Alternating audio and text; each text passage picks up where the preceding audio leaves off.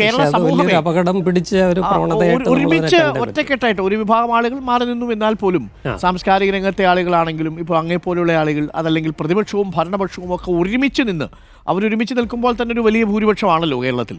ഭൂരിപക്ഷം കേരളവും ഒരുമിച്ച് നിന്നിട്ടും ഈ അണിയറ പ്രവർത്തകർക്ക് അത് വെട്ടി മാറ്റണം എന്ന് തോന്നിയത് വല്ലാതെ ഭയന്നിട്ടാവും അല്ലേ?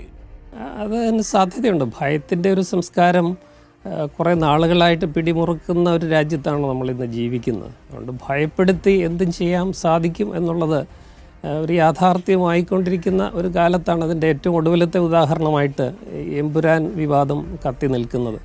അതൊക്കെ നമ്മളെ ഒത്തിരി ഗൗരവമായിട്ട് ചിന്തിപ്പിക്കേണ്ട വിഷയമാണ്. നമ്മൾ എവിടെ എത്തി നിൽക്കുന്നു. ഒരു കാര്യത്തിൽ എനിക്ക് സന്തോഷമുണ്ട്. ഈ കാര്യത്തിലെങ്കിലും ഭരണപക്ഷവും പ്രതിപക്ഷവും ഒന്നിച്ച് ഒരു നിലപാടെടുത്തു എന്നുള്ളത് നമുക്ക് പ്രത്യാശ നൽകുന്ന ഒരു കാര്യമാണെങ്കിലും ഈ അണിയറ പ്രവർത്തകർ എനിക്ക് തോന്നുന്നു ആ നിർമ്മാതാവിനെ ഞാൻ ഈ അവസരത്തിൽ അഭിനന്ദിക്കുവാൻ കൂടി. നിർമ്മാതാവാണ് തിരക്കഥാകൃത്ത് അല്ലേ, മുരളി ഗോപി തിരക്കഥാകൃത്ത്.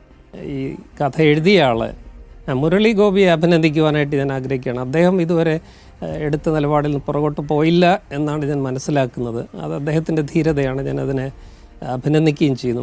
മറ്റുള്ളവരൊക്കെ എന്തിനാണ് പുറകോട്ട് പോയത്? അതും ആരും ആവശ്യപ്പെടാതെ തന്നെ അതിന് വഴങ്ങേണ്ട ഒരു സാഹചര്യം എന്തായിരുന്നു എന്ന് എനിക്ക് എത്ര ആലോചിച്ചിട്ട് മനസ്സിലാകുന്നില്ല. പ്രാണവായു പോലെ സംരക്ഷിക്കേണ്ട ആവിഷ്കാര സ്വാതന്ത്ര്യം ഇല്ലാതായാൽ പിന്നെ നമ്മളൊരു ജനാധിപത്യത്തിൽ ജീവിച്ചിരുന്നിട്ട് എന്ത് കാര്യം എന്നുള്ളൊരു ചോദ്യം. പക്ഷേ ഇതൊക്കെ പറയുമ്പോഴും ഇനി വെട്ടേറ്റാലും വെട്ടേറ്റില്ലെങ്കിലും ഈ ഒരാഴ്ചയോളം വെട്ടേൽക്കാതെ ഈ പടം ഓടിയെങ്കിൽ അതിന് ഒരു രാഷ്ട്രീയ ധർമ്മം ഉണ്ടായിരുന്നുവെങ്കിൽ, രാഷ്ട്രീയ ധർമ്മം ഇതിൽ കൂടി അവർ കണ്ടിരുന്നുവെങ്കിൽ, ഇതിൻ്റെ അണിയറ പ്രവർത്തകരെ അതിലൊരു രാഷ്ട്രീയ ദൗത്യം ഉണ്ടായിരുന്നു എന്ന് അവർക്ക് ബോധ്യമുണ്ടായിരുന്നെങ്കിൽ അത് ഈ ഒരാഴ്ചയ്ക്കുള്ളിൽ തന്നെ ആ ധർമ്മം നിർവഹിച്ചു കഴിഞ്ഞു എന്നാണ് ഞാൻ വിചാരിക്കുന്നത്. വ്യക്തമാണ്.